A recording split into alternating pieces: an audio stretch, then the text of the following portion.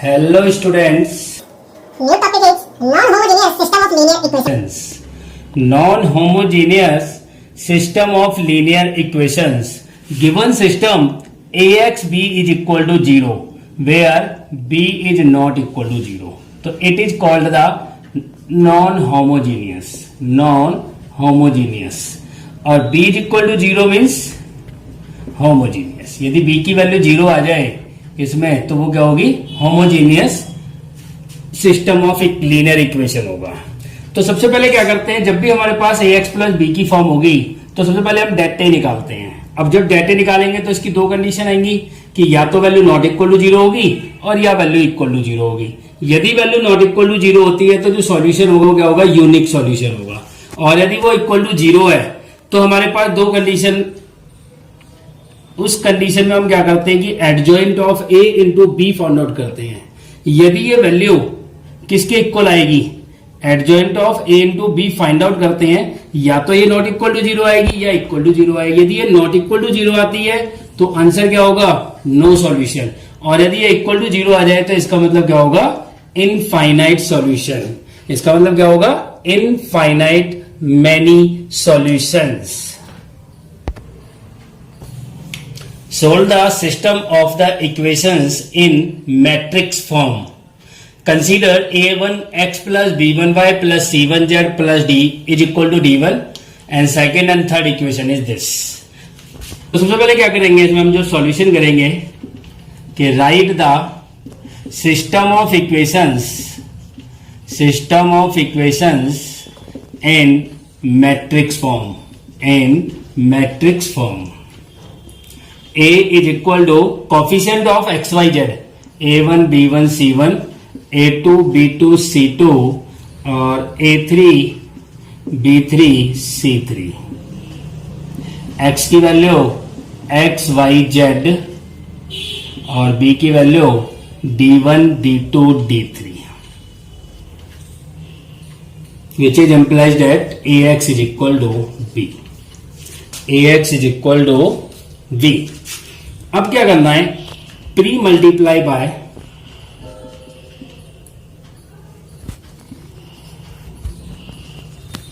A inverse on both sides. दोनों तरफ क्या करना है? ए इनवर्स से प्री मल्टीप्लाई करना है।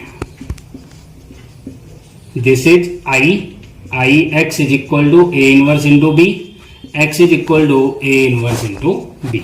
आपके पास ये रिजल्ट है।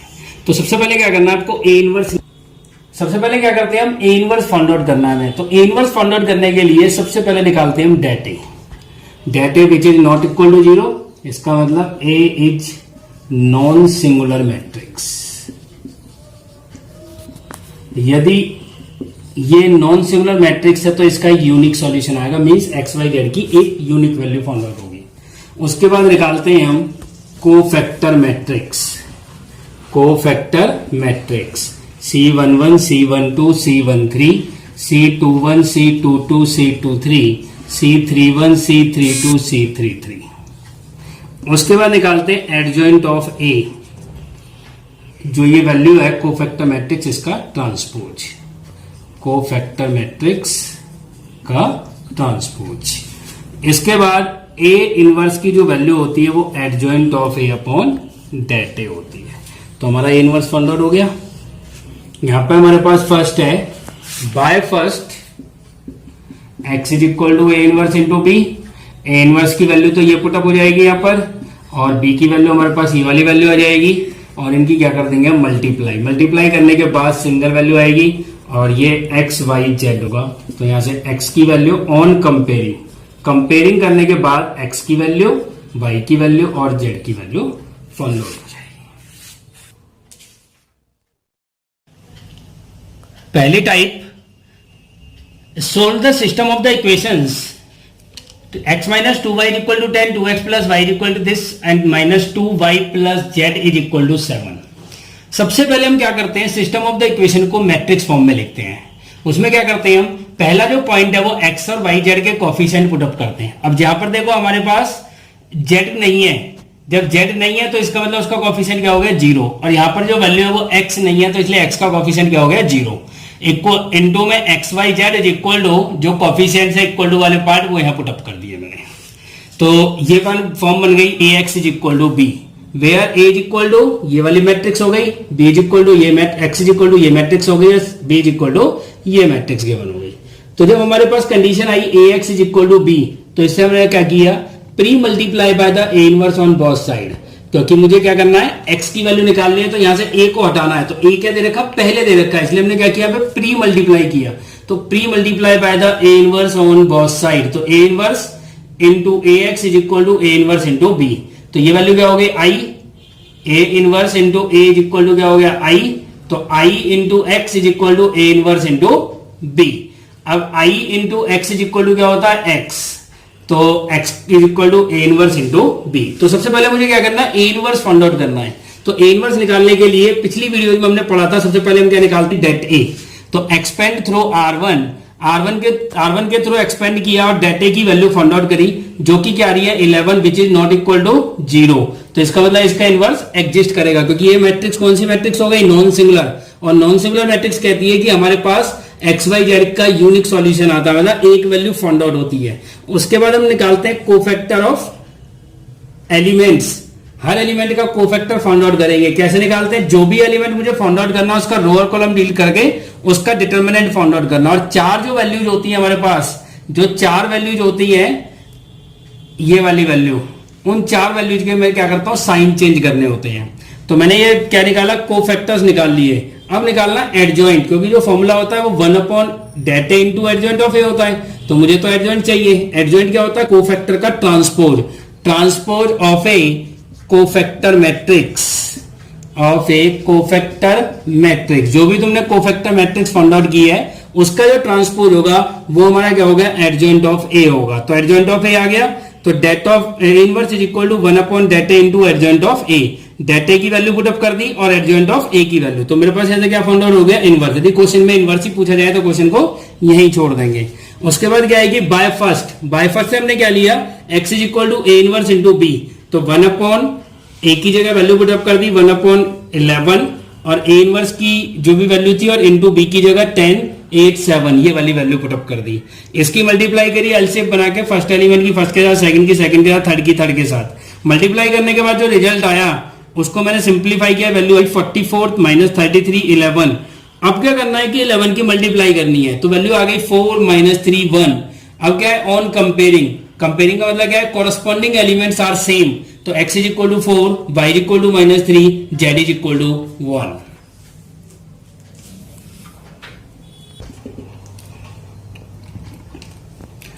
If a matrix find a inverse and hence the solve the system of the equations, ये इक्वेशंस हमें गिवन है। एंड हेंस का जो मीनिंग होता है वो ये होता है कि पहले इनवर्स निकालो और उसका यूज करके इसकी इक्वेशन वैल्यू फाइंड आउट करनी है। तो सबसे पहले क्या करेंगे, हम ए इनवर्स निकालेंगे। तो ए इनवर्स को हमने क्या किया था, सबसे पहले हमने डेट ए निकाला था। तो डेट ए सोल्व किया, expand through R1 twice of -4 + 4 + 3 -6 + 4 + 5 3 - 2। तो वैल्यू आ गई, ये तो 0 हो गया, ये वैल्यू -6 हो गई, और ये वैल्यू +5। तो which is equal to -1 which is not equal to 0, A inverse exist करेंगे। तो ए इनवर्स जब एग्जिस्ट करते हैं तो फिर क्या निकालते हैं हम, कोफैक्टर्स। ए इनवर्स निकालने के बाद हम क्या निकालते हैं, cofactors of R1 cofactors of R2। हमने R1 की वैल्यू निकाली, वही जैसे इस वैल्यू का रो और कॉलम रीड किया, -4 + 4 दैट इज 0। इसकी वैल्यू सोल्व करी, -6 + 4 -2, और इसका साइन चेंज हो जाएगा +2। ऐसे इस वैल्यू की वैल्यू निकाली 3 - 2 दैट इज 1। तो सिमिलरली हमने R2 और R3 की वैल्यू फाइंड आउट कर ली। इसके बाद क्या करेंगे, हम एडजॉइंट ऑफ ए निकालेंगे। इस फैक्टर के, इस कोफैक्टर्स के जो मैट्रिक्स आएगी उसका हम क्या, एडजॉइंट ऑफ ए क्या होता है, कोफैक्टर मैट्रिक्स जो होती है हमारे पास, इसका ट्रांसपोज होता है। तो हमने क्या किया, इस मैट्रिक्स के जो रो कॉलम थे उनको इंटरचेंज करके वैल्यू को लिख दिया। अब क्या निकाला, ए इनवर्स, जिसकी वैल्यू क्या होती है, 1 upon det A into adjoint of A. तो डेट ए की वैल्यू क्या हो गई, -1, एडजॉइंट ऑफ ए की वैल्यू 0 -1 2 2 -1 23 1 - 5 13। इसके बाद क्या करना, जब मेरे पास ए इनवर्स आ गया तो देखो या तो -1 की पहले मल्टीप्लाई कर दो, a inverse is equal to 0 1 -2 -2 9 -23 -1 5 और -13। जब मेरे पास ये a इनवर्स आ गया तो मुझे क्या करना है कि जो सिस्टम ऑफ द इक्वेशंस है उनको पहले मैट्रिक्स फॉर्म में लिखना है, मैट्रिक्स फॉर्म में। तो कैसे लिखेंगे हम? System of equations in right matrix form, matrix form. तो मैट्रिक्स फॉर्म में हम जो लिखेंगे तो वैल्यू क्या लिखेंगे? 2 -3 5 3 2 -4 1 1 -2 x की वैल्यू इनटू में X Y Z which is equal to 11 -5 -3। देखो जब मैंने इस वैल्यू को यहां पर लिखा तो ये वैल्यू मुझे चेक करनी है, जो वैल्यू मुझे गिवन है या तो इसके सेम एज होगी और या फिर इसका ट्रांसपोज होगा। तो ये सेम है तो A x is equal to B, तो pre multiply by A inverse on both sides. तो A inverse into A x is equal to A inverse into B, x is equal to क्या आ गया? A inverse into B आ गया। जब मेरे पास ये वैल्यू आ गई तो x is equal to A inverse की वैल्यू क्या आएगी मेरे पास? 0 1 -2 -2 9 -23 -1 5 -13 और b की वैल्यू क्या है मेरे पास? 11 -5 -3। अब मैं इसे सोल्व करूंगा। पहली वैल्यू 0 -5 + 6, दूसरी वैल्यू -22 -45 + 69, तीसरी वैल्यू क्या होगी? -11 और -25 + 39। पहली वैल्यू क्या आ गई? 1, दूसरी 2, तीसरी 3। तो ये क्या है? x y z on comparing x is equal to 1, y is equal to 2 और z इज इक्वल टू 3। ये आपका if a is equal to this find a inverse and hence the solve the system of the equation. ये equation हमें given है तो सबसे पहले मुझे a इनवर्स निकालना है। a इनवर्स निकालने के लिए पहले डेटे निकालेंगे। डेटे की वैल्यू 3 2 1 4 -1 2 7 3 -3। तो जब मैं इसे सोल्व करूंगा थ्राइस ऑफ 3 - 6 -12 -14 12 + 7। तो ये वैल्यू हो गई जी -9 +26 52 और ये हो गया जी +19। तो ये हो गया -62। ठीक है जी, which is not equal to 0।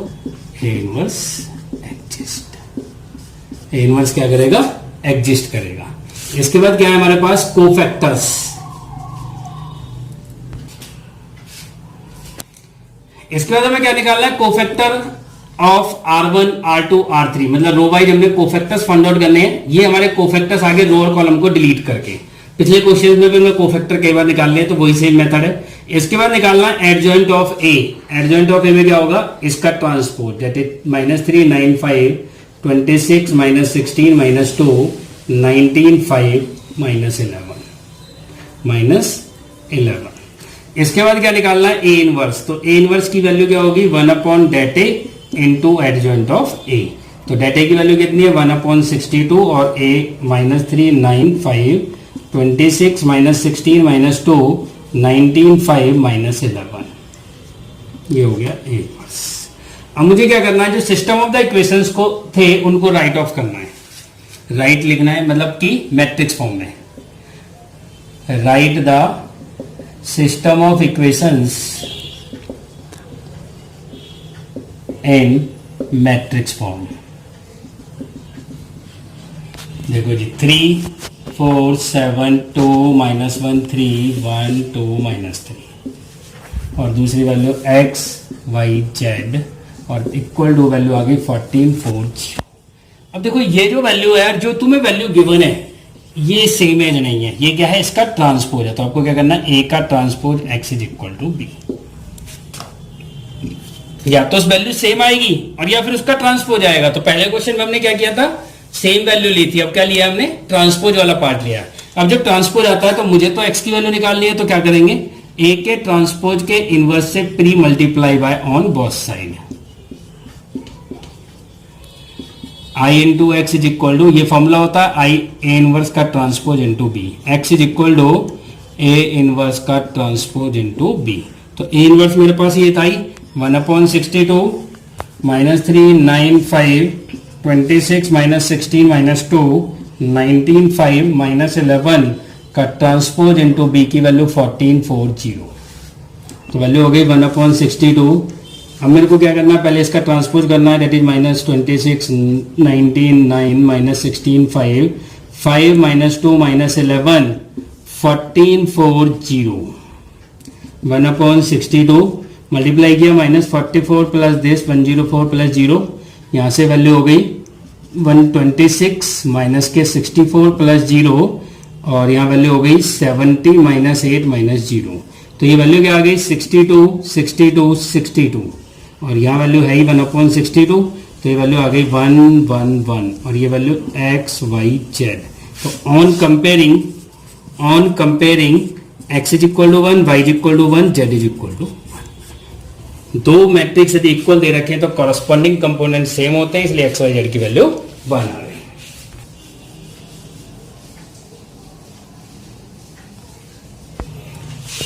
Determine the product this and use it to the system of this equation. मतलब इन दोनों मैट्रिक्स का प्रोडक्ट का जो रिजल्ट आएगा उसका यूज करके मैट्रिक्स इसको सॉल्व करके एक्स वाई जेड की वैल्यू फाइंड आउट करनी है। तो पहले क्या करना है, इनका दोनों का प्रोडक्ट। सबसे पहले क्या करते हैं, लेट कर लेते हैं कि ये मैट्रिक्स ए है -1 4 4 -7 1 3 5 -3 -1 और बी की जो वैल्यू है वो लिख देते हैं 1 -1 1 1 -2 2 1 3। या तो क्वेश्चन में गिवन होगा, यदि क्वेश्चन में गिवन नहीं है तो मैट्रिक्स खुद सेलेक्ट करोगे। तो पहले क्या करोगे, ए बी फाइंड आउट कर दोगे। ए बी फाइंड आउट करोगे तो वैल्यू आएगी -4 + 4 + 8। दूसरी वैल्यू मल्टीप्लाई करी 4 +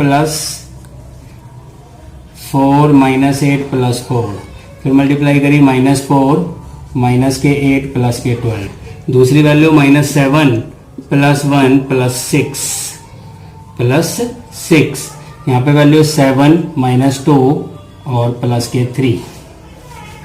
यहाँ पे नेक्स्ट वैल्यू है -7 -2 और प्लस के 9। यहाँ पर वैल्यू 5 इसके साथ -3 के 2। फिर नेक्स्ट वैल्यू -5 और ये प्लस के 6 -1 और ये वैल्यू आ गई 5 + 6 -3।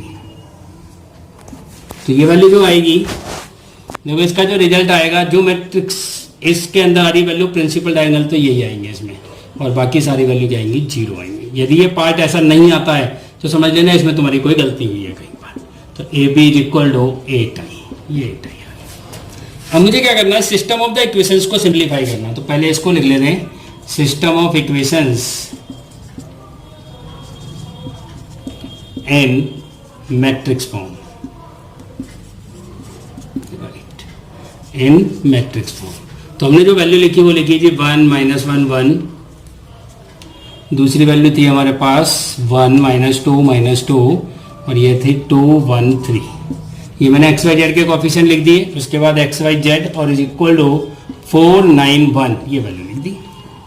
अब देखो ये वैल्यू किसके साथ मैच कर रही है, ये मैंने क्या लेट किया, जो बी लेट कर रहा है। तो B x is equal to, यहाँ पे ए मत लिख देना, कुछ नहीं लिखना, यहाँ पे तीसरी मैट्रिक्स आएगी दैट इज सी। अब मुझे क्या करना है, x की वैल्यू निकालनी है। तो मुझे क्या करना पड़ेगा, b इनवर्स निकालना है। तो pre multiply by the b inverse on both side. तो ये i x is equal to b inverse into C और x की वैल्यू क्या आ गई b इनवर्स ऑफ c। तो इसका मतलब क्या है कि मुझे इस वाले पार्ट से b इनवर्स निकालना है। A B is equal to 8i से क्या निकालना है, b इनवर्स। तो b गया बाद में है, तो यहाँ पे क्या करेंगे, post multiply by B inverse on both sides. यदि क्वेश्चन में बाद में वैल्यू लिखी आती है, मतलब जो हट को हटानी है तो पोस्ट मल्टीप्लाई, और जो पहले यदि वैल्यू हटानी है, जैसे हमने यहाँ बी को हटाना तो प्री मल्टीप्लाई। तो यहाँ पे क्या होगा, ए बी बी का inverse is equal to 8i into B inverse. तो ये हो गया A I is equal to 8 B inverse. तो which is implied that B inverse is equal to 1/8 A. तो जब हमारे पास ये वैल्यू आ गई तो उस केस में क्या करना है आपको, x हमारे पास जो रिजल्ट आया वो b inverse is equal to 1/8 a, ये फर्स्ट। और हमें जो वैल्यू है मेरे पास x is equal to b inverse into सी, b इनवर्स की value 1/8 into C.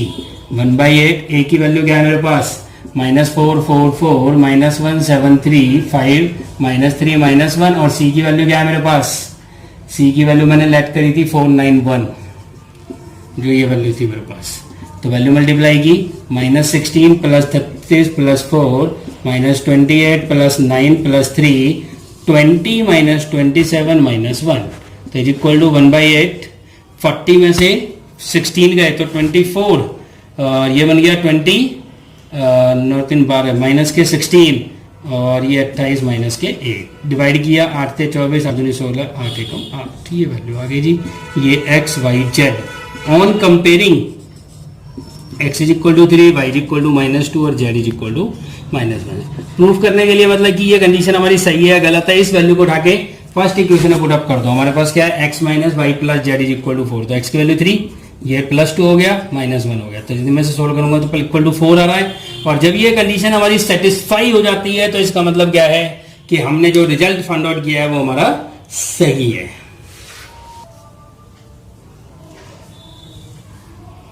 Using the matrix method solve this equations, ये नई एक स्टेप है, थोड़ा सा चेंज है बस इसमें, बाकी सेम वही मेथड है जो हमने पहली वाली टाइप करी थी। तो इसमें क्या लिखेंगे, right the system of equations in matrix form 2 - 3 3 1 1 1 3 - 1 2 और जो हमने एक्स वाई जेड लिखा था लिखेंगे 1/x 1/y 1/z which is equal to 10 10 30। ये a मान लोगे, ये x मान लोगे, इज इक्वल टू b, बाकी सेम वही मेथड। लास्ट में क्या होगा कि जब वैल्यू फाइंड आउट होगी, जैसे x की जो वैल्यू है वो 1/x 1/y 1/z है, तो जो भी वैल्यू आएगी उस वैल्यू को सोल्व करने के लिए 1/x is equal to 1/y is equal to और 1/z इज इक्वल टू। यहाँ से x की वैल्यू कैसे निकालोगे, y की वैल्यू रेसिप्रोकल करके और z की वैल्यू रेसिप्रोकल।